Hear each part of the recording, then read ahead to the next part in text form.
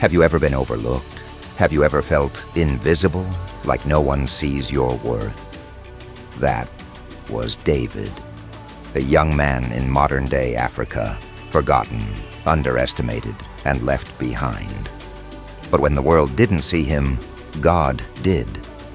This is the story of how an unnoticed boy, armed with nothing but faith and a slingshot, took down a giant and changed history forever. Have you ever been in a place where people don't expect much from you? Maybe in your workplace, your family, or even your church? David wasn't the eldest son. He wasn't the strongest, the tallest, or the most respected.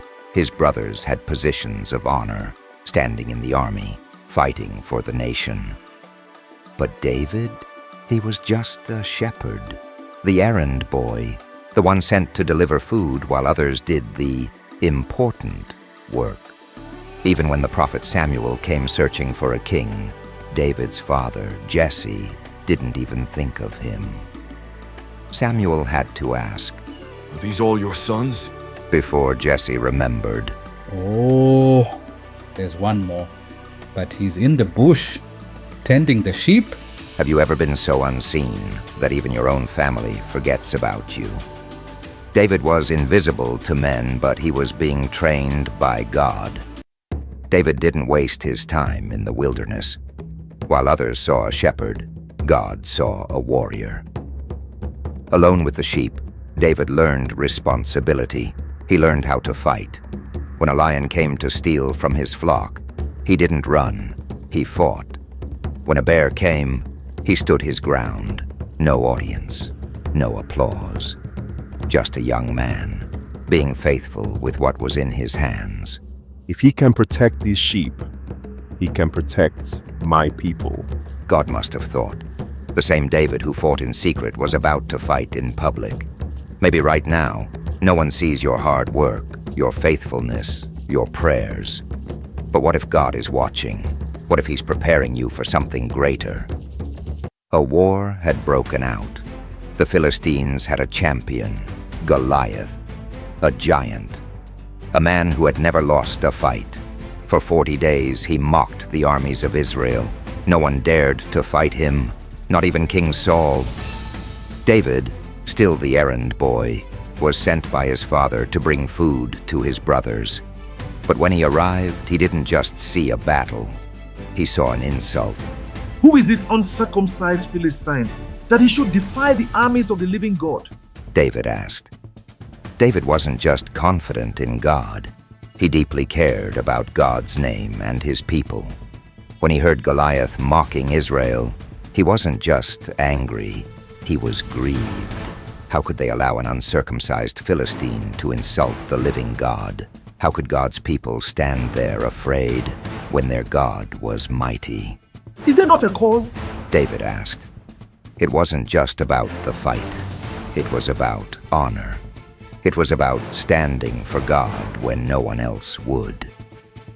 David refused to stay silent. He knew that if no one else would stand for God, then he would. His brothers rolled their eyes. "Go back to your sheep, David. This is not your fight." Saul laughed. Ha ha ha ha. You're just a boy. You have no experience. Goliath sneered. Am I a dog that you come at me with sticks? Everyone doubted him. But David didn't need their approval. His confidence wasn't in himself. It was in his God. How often do we let people's opinions stop us from stepping into what God has called us to do? David didn't ask for Saul's armor. He didn't need a sword. He took what he had, a slingshot. David used a slingshot, which in those days was sometimes similar in design and function to a bow. The same God who delivered me from the lion and the bear will deliver me from this Philistine. As Goliath rushed toward him, David did something unexpected. He ran toward Goliath. He wasn't afraid. He wasn't hesitant. You come to me with swords, with a spear, and with a javelin, but I come to you in the name of the Lord of hosts. With one shot, one smooth stone, the giant fell. The battlefield was silent. No one could believe what had just happened. A shepherd boy had defeated the most feared warrior in the land. But David wasn't done yet. He walked over to Goliath, took the giant's own sword, and cut off his head. The Philistines panicked. Israel, who had been afraid just moments ago, suddenly found their courage. They chased down their enemies and won a great victory that day. And just like that, the boy who had been forgotten was now the most talked about person in the kingdom. King Saul wanted to know, who is this young man? David was no longer just a shepherd. He was invited into the king's army and later became a commander. The boy in the bush had become a leader. David's story teaches us that God sees what others don't. He sees the shepherd boy when others see nothing. He sees the warrior when others see a weakling. He sees the king when others see an errand boy. Maybe today, people don't see your potential. Maybe you feel invisible.